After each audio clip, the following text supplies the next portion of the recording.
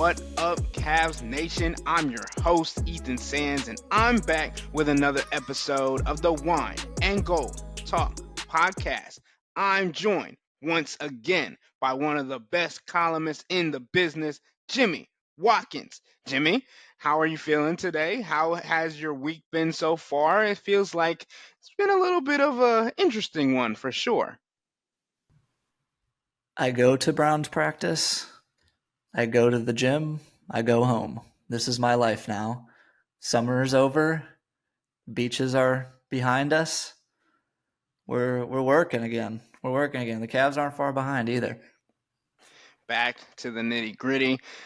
Unfortunately for for me and you, beaches are behind us a little bit. Chris is also still on vacay. Who knows where he is? Obviously, hopefully, again, he's not listening to this podcast. But there's a lot of work being put in, not only by us as reporters, but also the guys that we're covering, right? Cavs, Browns, all those different guys. And so far, there's been a little bit of news that's been posted. Again, I'm a social media warrior, Jimmy. I'm floating around trying to catch everything that's being posted, seen online, all of those different things.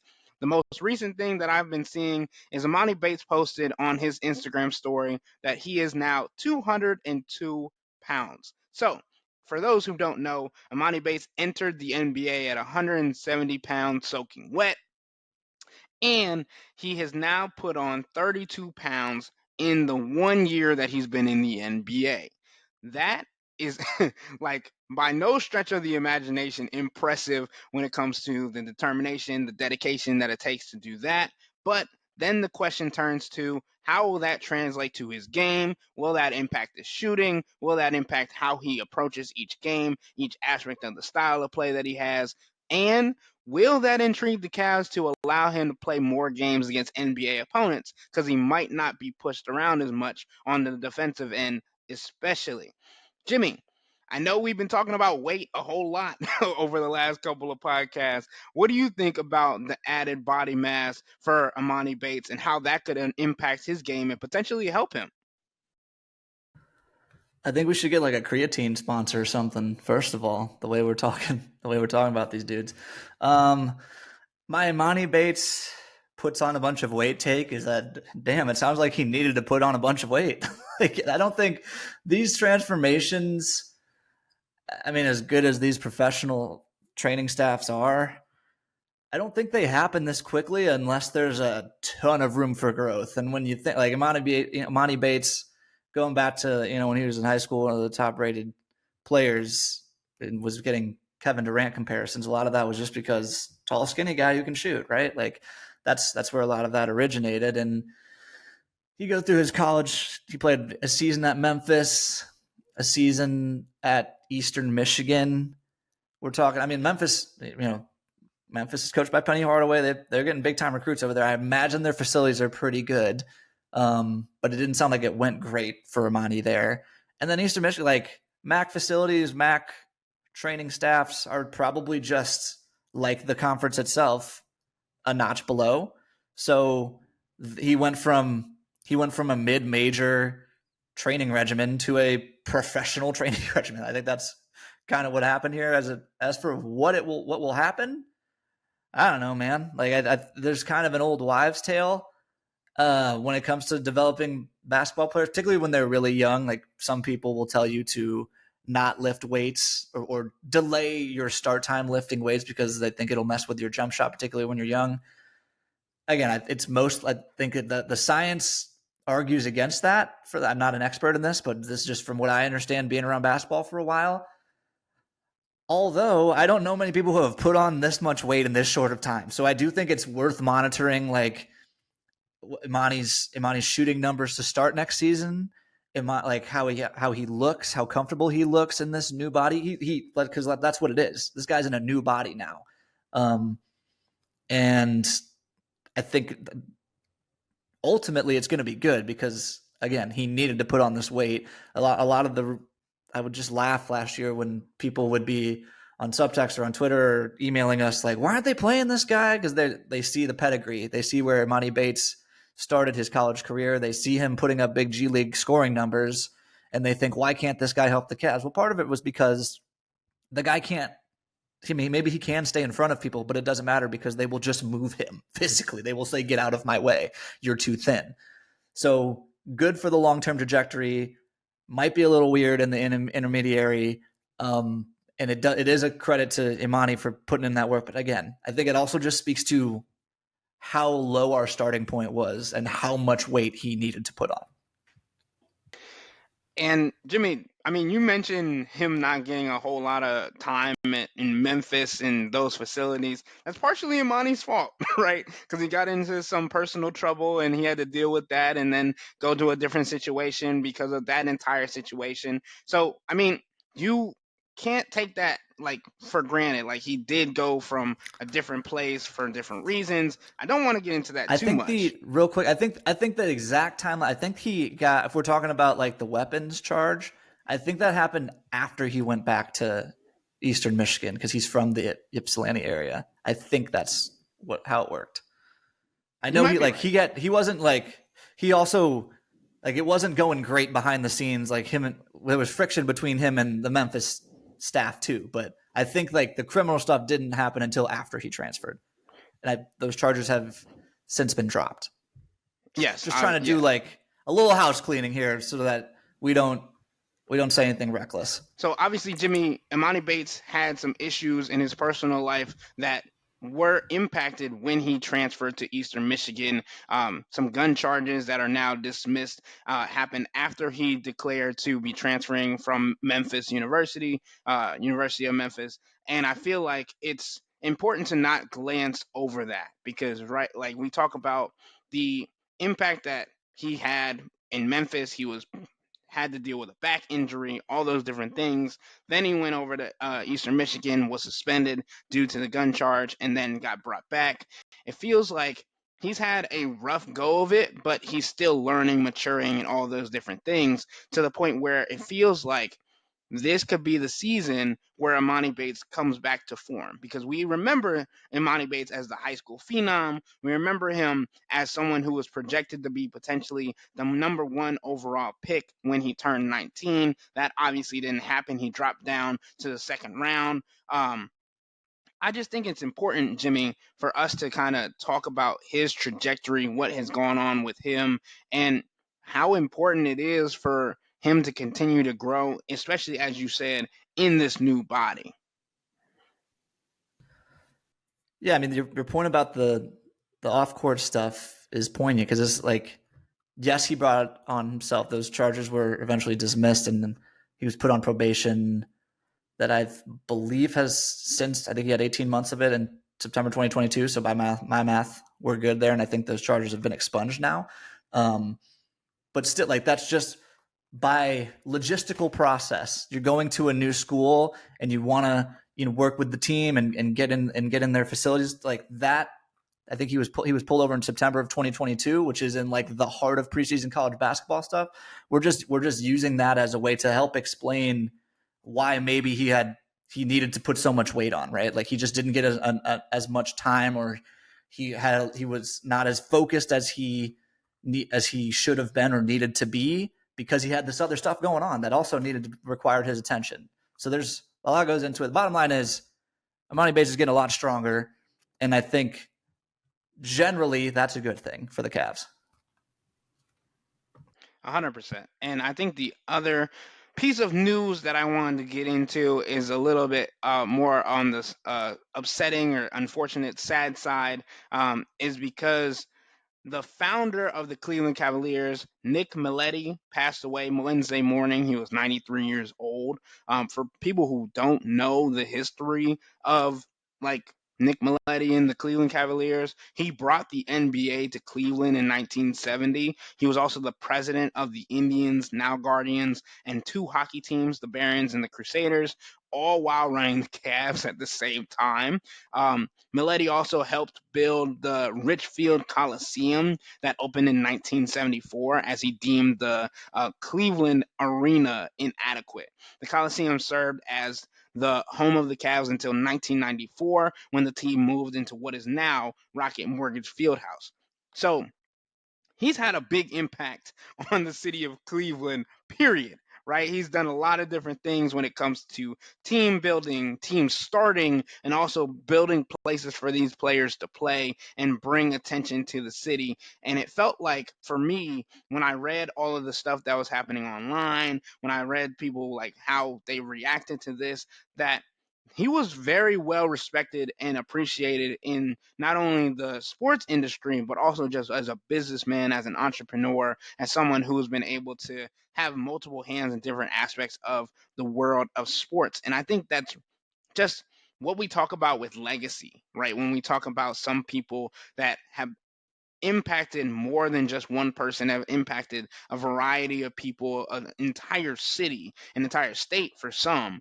And I just think it's really important to touch on that and how important he was for the city, and give him his flowers, right? Obviously, you want to give people their flowers before they pass away, before they can't smell them anymore. But this is my way of learning about the history of Cleveland, the history of the Cavs, on foot and continuing to do that, but also giving my respects to somebody who laid the groundwork for the team and what they are today.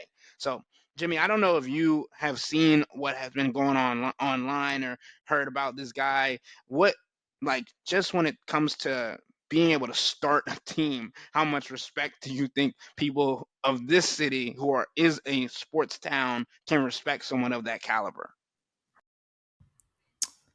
Yeah, I mean, I'm not going to pretend to be an expert on all things Nick Mileti. He had his moment in the Cleveland Sports Sun before I was sentient. But I mean, I know that quite literally this podcast wouldn't exist without him. We wouldn't have you and I might not have these jobs without him. And given how much sports are woven into the fabric of this city, that I mean, that's a sizable legacy to leave behind. I mean, think about Cleveland basketball. The Cavaliers of the last decade are going to be a relevant talking point for as long as the league exists. Like, this is the home of the eventual Hall of Fame home of LeBron James. Like, when the greatest or second greatest or wherever you have him on your list player of all time retires, he will go in as a Cleveland Cavalier. He's the kid from Cleveland. He broke the city's championship drought. So again, none of that is a part of none of that very important part of NBA lore is a part of the lore without Nick Mileti. I also just found in our official obit a fun quote from former Cleveland broadcaster Joe Tate, a legend, about Nick. He goes, Nick was good for Cleveland. He did a lot of things with other people's money, but at least he did them, and they were good things. He was brilliant for a relatively short time and burned out. Sign me up to have that quote in my obituary. Like, I'm trying to do things. I'm trying to do some cool stuff with other people's money, and I'm trying to burn bright. Maybe not necessarily long. So I like that. Also, rest in peace, Joe Tate. I think that's a great way to put it, because, and that quote rounds it up really well, because you talk about somebody's legacy, you talk about what they meant, what they were able to accomplish, even if it was for a short stint, whatever it may be. Starting something is no slight. It's not easy to go from ground zero to creating an arena to anything like that, to having that arena still being used or whatever it may be. Like, those are big things that you can't take for granted. So shout out to Nick, and rest in peace for him, and allow him to get his flowers as well. But on a more upbeat note, we wanted to continue our little series of going through the Cavs players and what their ratings are in the new 2K, and how those can be comprised and put together with where they stand throughout the NBA. Because, as Jimmy mentioned yesterday, there's a lot of research that's put into these stats by the NBA, and they take this very seriously, because they understand that these players look at this, play the game, and are like, well, why do I do this and during the game and not get the entire thing when I'm on the game? So, and also because there are in-season additions and all those different things to their ratings based on things that they do, and player upgrades. But I feel like it's important to go to the next guy on our list of the core four, who was Evan Mobley. Evan Mobley is ranked 46th in the entire NBA based on NBA 2K Top 100. He is an overall of 86. In the top 50, you have guys like Alfred Sengun, Brandon Ingram, Julius Randle, and Scotty Barnes. Those are the couple of guys that are behind him in this list. They're 47 to 50. And then before Evan Mobley, you have guys like DeJounte Murray, Derek White, Franz Wagner, Jalen Williams, and Cade Cunningham. I think this is an interesting list. One, because we've already talked about the battle between Scotty Barnes and Evan Mobley when it comes to the draft class, when it comes to rookie of the year battles, all those different things. And I think it's interesting to kind of look at where he stands compared to some of these guys. But Jimmy, first and foremost, who do you think on this particular list that I just ran through, do you think should be a little bit higher on this ranking, should be a little bit lower? And do you think Evan Mobley is placed where he's supposed to when it comes to his relation to the NBA? So we're talking from 50 through 41 on this 2K list. Is that what we're talking about right now? Let's do it. Yep. I would say, all right, here we go. In relation to Mobley, I would say Sengun deserves to be below him. Ingram deserves to be below him. Randall deserves to be below him. Scotty Barnes and Evan Mobley being right next to each other is fitting. The guys in front of him, I would say 3 pop out as not sure about that. We'll start with the guy immediately in front of him, DeJounte Murray, who I like. I like DeJounte Murray in a basketball vacuum, a long, rangy 2-guard with some point guard skills. Not sure I want him to be my primary ball handler, but has flashed all defense level talent before, although he has not been playing a ton of defense the last couple of years. But it's just like he's kind of at this point, theoretically good defensive player because, again, he hasn't been playing it much recently, who shoots a lot and has never really been on a good team. So, like, in a vacuum, if I'm starting a team, I'm taking Evan Mobley over DeJounte Murray. If I have my 2 stars already and I want to, like, pick a perfect third piece, I'm taking Evan Mobley over DeJounte Murray. I'm struggling to imagine the context where I would take DeJounte Murray over Evan Mobley. Franz Wagner, didn't love what I saw from Franz Wagner in the playoffs last year. You know, like he's Orlando has positioned him as their, second banana next to Paolo Banchero. Franz feels more like a third banana to me. I get it. We all want the NBA, like Franz Wagner on the trade market tomorrow. You're going to get a great return because everyone wants a big wing who can. We're talking theoretical again with Franz's jumper. It's been up and down since he's come into the league. He's had good moments. He had some. Last year he shot below 30% from 3 last year, and he was. Like if Franz Wagner gives you like 60% of Franz Wagner in that series, the Cavs lose in the first round. But he was awful at times of that series. So I don't know that I would take the thing is Evan Mobley's defense is always there and is always going to change the game, and I can just bank on that. And so it's hard for me to take some of these wishy-washy guys over him. And then the third guy, Cade Cunningham, another Evan Mobley draft class guy. He went first in the draft. I think Cade Cunningham should have gone first in that draft because, again, 6'8" guy who can run your offense and be your number one guy in theory. I like that over a defense first player who we know with Evan has some offense limitations. The Pistons have flat sucked with Cade Cunningham as their best player. And I know that we're trying to isolate all this stuff in a vacuum. But again, based on the information I have right now, which is I think what 2K is trying to go off of here, I don't see the context where I'm taking Cade Cunningham over Evan Mobley. Maybe to start a team, maybe. But like the sheen on Cunningham's like rookie year shine, I think has faded a little bit. Like Cade Cunningham's kind of in you need to show us something mode. Like you need to win more than 13 games or whatever. Like ideally, the Pistons should be like tracking towards. This is like year 4 or 5 of this rebuild. Maybe year 3 or 4, whatever. They should be tracking towards like play-in team. That was their kind of stated goal last year. And they were the worst team in the league. So like part of their front office situation was messy. They have changed that. They have changed the coach. I understand all that. But some of that falls on the best player too. And Evan Mobley's in a much better context than Cade Cunningham is, but like he just again, I count on the defense. I know that guy can play winning basketball. And I think when you talk about the Detroit Pistons, I think this is the year that they take a little bit of a jump. I don't know if they're gonna become a play-in team automatically by adding Jay Bickerstaff and some surrounding pieces around Kate Cunningham, but I do like that argument. But I don't want to be hypocritical, right? Because we talked about in the Darius Garland argument how guys like Alex Caruso and Jalen Suggs, who didn't have the amount of points scored or whatever, were still being able to play defensively, and we still thought that Darius Garland had a better upside, how better offensive potential, and all those things.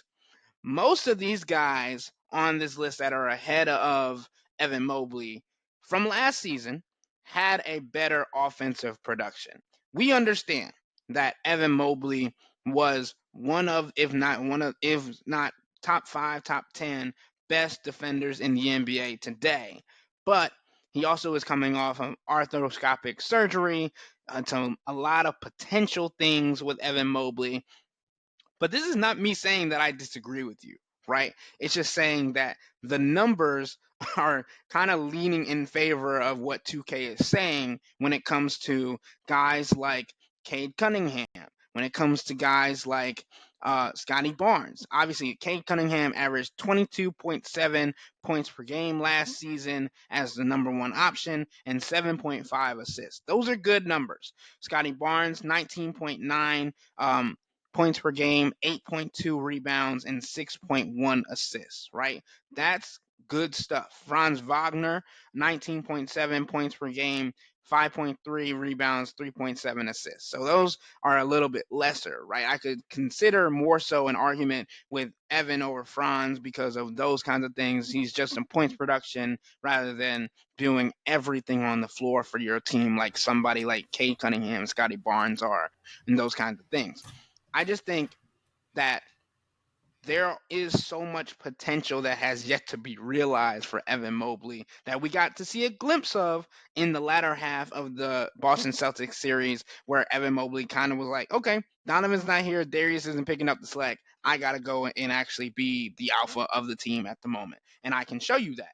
And I think him coming back from knee surgery, him adding a 3-point shot to his game, or just being more confident shooting that, him being able to take more defenders off the dribble, be able to create for himself, is an area that I think he's going to be able to take a growth spurt in this next season, where you can see that he's going to be someone that could challenge for a overall one of the better players in the league, because defensively, like we've said, we've been saying, he's got it. He's going to be there. He's going to be consistent. One of the best rim protectors, one of the best on ball defenders when it comes to longer guys, all those different things. But is he going to be able to be consistent on the offensive end of the ball? And I think that's where he's still lacking right now because we haven't seen it yet. Okay, we do so much with Evan Mobley, like the defense, yeah, the defense, but yeah, the defense, but yeah, the defense, but defense is half the game. Literally, you have to play. You have to when you score, when you score, the other team takes the ball out, and then you get back on defense. Like if you have 100 possessions in a game, you have 50 on defense. Like that's just I don't actually know how you count. Do possessions count as like full back and forth? Is that one possession? I don't really know. Maybe you have 100 on defense or something like that. But you get what I'm saying. Defense is half the game, but it's not really talked about that way, right? Because we fans in particular watch the ball. We watch the guy who has the ball. We don't like you probably like who do you have how many people have like a list of your favorite, off ball cutters? Not like you can name, probably a lot of people can name Steph because that's like his signature skill, but besides shooting.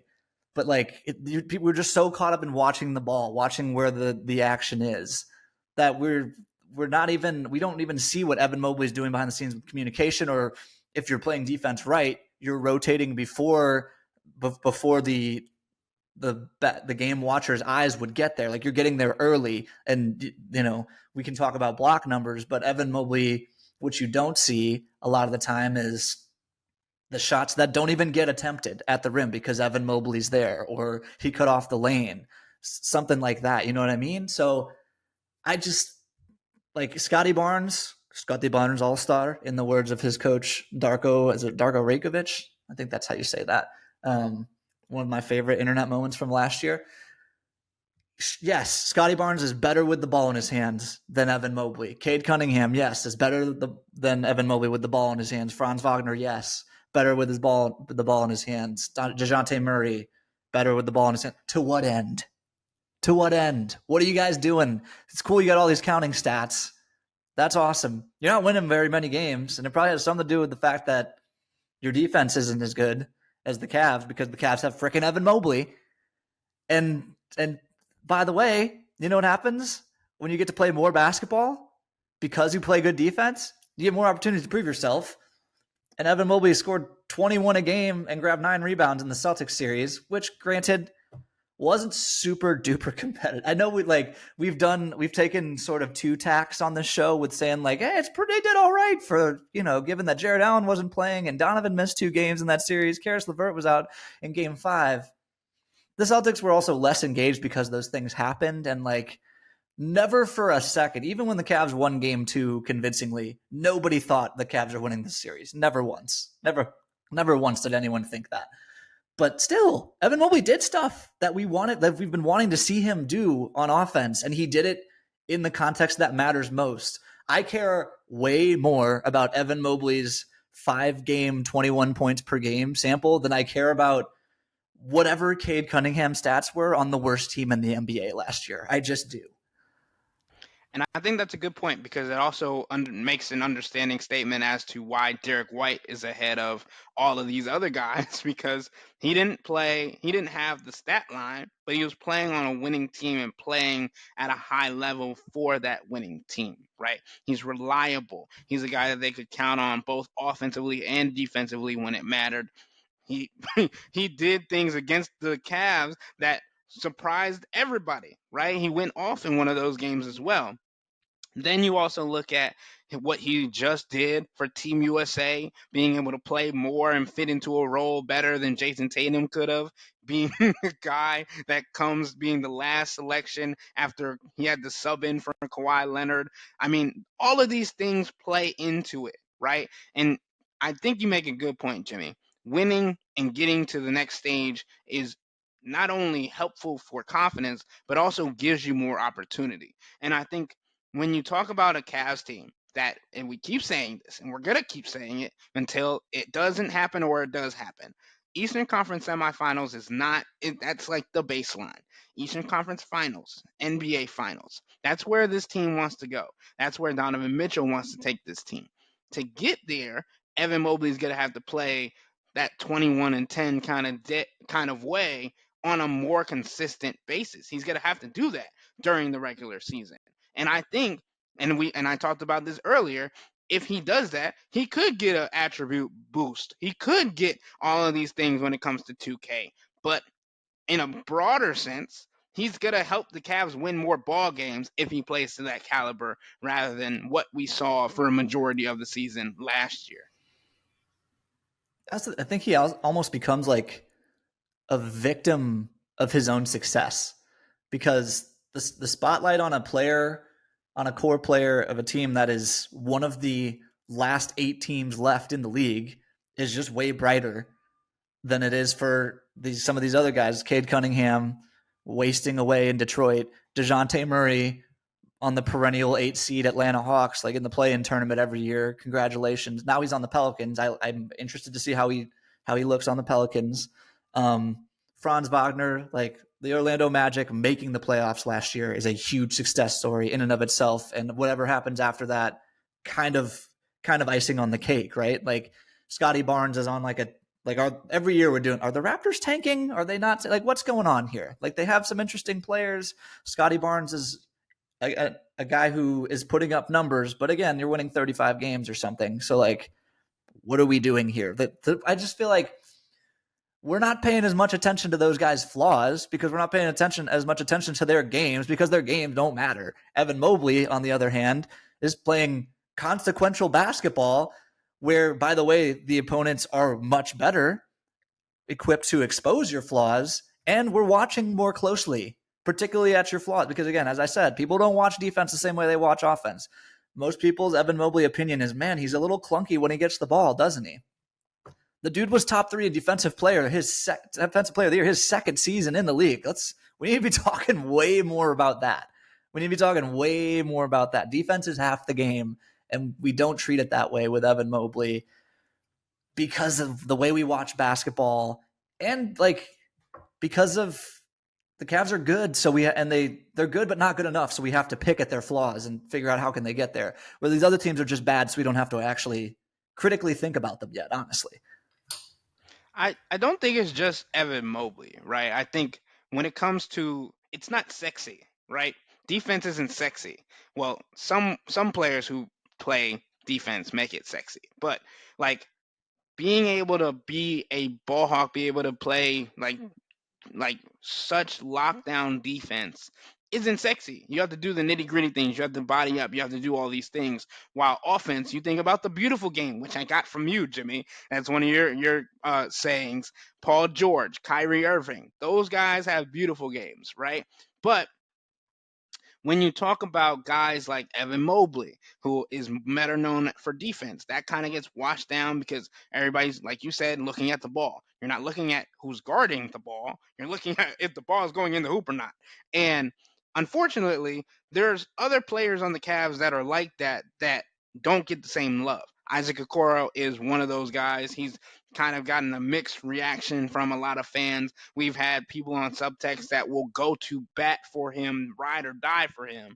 But there are also people that are like, I could go without another Isaac Okoro season where he shoots 25% from 3-point range during the playoffs, right? Then you have people like Isaac or like Dean Wade, who, I mean, his defense, he was top 3 in defensive rating for players that played 50 or more games during last year's season. And his defense isolation grades have improved every single year. In 2020, he was a D minus. 2021, also still D minus. 2022, he was an A minus. 2023, A minus. Last year, 2024, he was an A when it comes to isolation defense, right? That is something that people need to quantify, need to understand, need to look at, because everybody's like, oh, why is Dean Wade getting minutes? He scores 5 points a game. Oh, why is he getting more minutes? He doesn't actually do anything on the offensive end of the ball. Sorry to tell you, Jimmy's been trying to say it the entire time. Defense is half the game, and Dean Wade is one of the best defenders in the entire league. He might not be one of the flashier players on the offensive end. He might hit 1, 2, 3-pointers. Maybe he'll go for 20 points in the fourth quarter and defeat the Boston Celtics again. Who knows? But what we do know is he's going to be able to guard whoever the best player is on the other side, right? When it comes to Cade Cunningham, Jason Tatum, Jaylen Brown, you want guys like Dean Wade to be on the floor. Paolo Banchero, again, Dean Wade not being there for the Orlando Magic series, we talked about it yesterday, it makes it so much more difficult to get away with mistakes because you don't have somebody that can eliminate mistakes, especially with Jared Allen being out for a majority of that series or a good portion of that series as well. So, Jimmy, I just think like what you're saying makes a whole lot of sense when it comes about how defense is not something that people look for or like unless you are like really into the game, because offense wins. Offense is what the game is now pushed towards, right? They changed the rules to help the offensive player. So I think it's just something that we're going to have to monitor going forward and see if Evan Mobley can both continue to be a defensive player of the year candidate while improving his offensive game, because sometimes being that good on defense can make you fatigued on the offensive end. But we're going to see if his sizzle reels that he's been posting online can translate to the NBA floor. What do you think about how both sides of the floor are behind, or extremely important when it comes to Evan Mobley this next season? I'm just looking at this list again. I may not answer that question. I'm just scrolling through the list. On this topic though, like Derek White at 44. this is an interesting Cavs thought exercise we're going to do here. Derek White versus Darius Garland. If we're talking about like who's got, if you're like he's in his bag kind of hoop watcher, like you in 10 years, Darius Garland's 10-minute YouTube career highlights will be vastly superior to Derek White's. Derek White's going to do a lot of like straightforward ball handling around screens, making the right pass at the right time, keeping the ball moving, catch and shoot threes, attacking mismatches. But like, not Derek White's not going to go tween behind behind the back, step back, three in your eye for the most part. He's a good 3-point shooter on the move. He can do stuff off the dribble, but like his ball handling is just not as flashy as Darius Garland's. But I think I would take Derek White over Darius Garland, like particularly for this Cavs team right now. Like, because what is Darius Garland's a more creative passer. Is he a better 3-point shooter? I don't know. He's a more versatile scorer, but Derek White is a top of the line elite perimeter defender. The exact kind of guy that you need to pair next to a high usage guard like Donovan Mitchell to ease their burden on defense and minimize your attack points when you're on defense on the perimeter. I think that would be an interesting, like if you're in subtext right now, I'd be interested to see what the split is. Like if, Darius Garland for Derek White straight up. I don't think either of these teams would actually do it in real life. They would both say no. But I'd be interested to see how Cavs fans feel about that. Give me your opinions on that in the texts. And then Lauri Markkanen is interesting because he used to play for the Cavs. He's 40th on the list, by the way. I think we are technically doing 50 through 41, but he's in this range as well. He's above Evan Mobley because he's been an all-NBA level scorer on the Utah Jazz, who start every year in playoff contention, and then at the trade deadline are like, nah, we're trying to tank, and then trade like 3 of their best role players every year. Him versus Evan Mobley is a fascinating conversation because Lauri Markkanen is, I would like, passable defensively and like elite as an offensive, like just can fit in so many ways. You can see as a number one option, he can do it in Utah. Again, to what end, I'm not sure, but he can do it. He can, if you have 1-2 other players that need the ball, he can space the floor around them, be a pick and pop guy, post up mismatches. Like he's such a versatile offensive player. How do you weigh that against Evan Mobley's top, not like elite of the elite? This guy's going to make double-digit all defensive teams. That's what we're talking about with Evan Mobley. Versus it's kind of clunky when he has the ball. He can't shoot. He's a good passer. But he's not always as decisive as you want him to be because he's not super comfortable in the NBA environment with the ball in his hands yet. Particularly when playing next to Jared Allen. I'm trying to remove that from our conversation right now because that has been a whole nother podcast. It will be a whole nother podcast in the future as well. That's another interesting comparison. Jimmy, I think what you talk about first for your little Cavs exercise, Derek White and Darius Garland, I think it's interesting, right? Because I feel like Cavs fans are going to say something along the lines of Derek White's still 6'4". He's probably still too short for our backcourt, whatever. But I think right now, and I was wrestling with myself while you were talking about that and trying to figure out what I would say. But I think I'm still very high on the idea of a backcourt that's consisting of Donovan Mitchell and Max Strus, right? And figuring out the small forward position and getting someone to fulfill that role and all those different things if the Cavs decide to go that way. But I also do understand what you're saying, putting Donovan at the 1, Derek White at the 2, and still having Max Strus at the 3, because the issue right now in the backcourt is that they're not too small on offense. They're too small on defense. And Derek White can play bigger than his size entails, being 6'4" on the defensive end of the ball. And I think that would be something that, as you mentioned, as a point of attack perimeter defender, he could definitely take the spot of somebody like Isaac Okoro and all those different things. again, this is just hypothetical, right? This is just for fun. We're just trying to put things together. But I still do think that that's a good comparison. It's a good realization of what the Cavs are looking for, how they would put things together. Do I still think 6'4", 6'5" as shooting guard and small forward would bring some arguments from our subtexters, from our listeners? Yeah, because everybody wants somebody that's 6'6" and above. I remember Jalen Tyson came out at 6'6" with no shoes on, 6'7" with shoes on, and everybody wanted to fight. So I just think it's interesting to figure out what the desire is for the fan base, but also what would actually work. And I think Donovan Mitchell and Derek White in a backcourt, when it comes to the defensive aspect of the ball, would pan out nicely. One, because you have Derek White as the point of attack defender, allowing Donovan Mitchell to use his IQ to read the passing lanes, while Max Strus still matches up with small forwards. And then you have the two front court big men of Jared Allen and Evan Mobley, who we know to be defensive stoppers. So I think that is a good lineup defensively, even with Max Strus being a little bit undersized, right?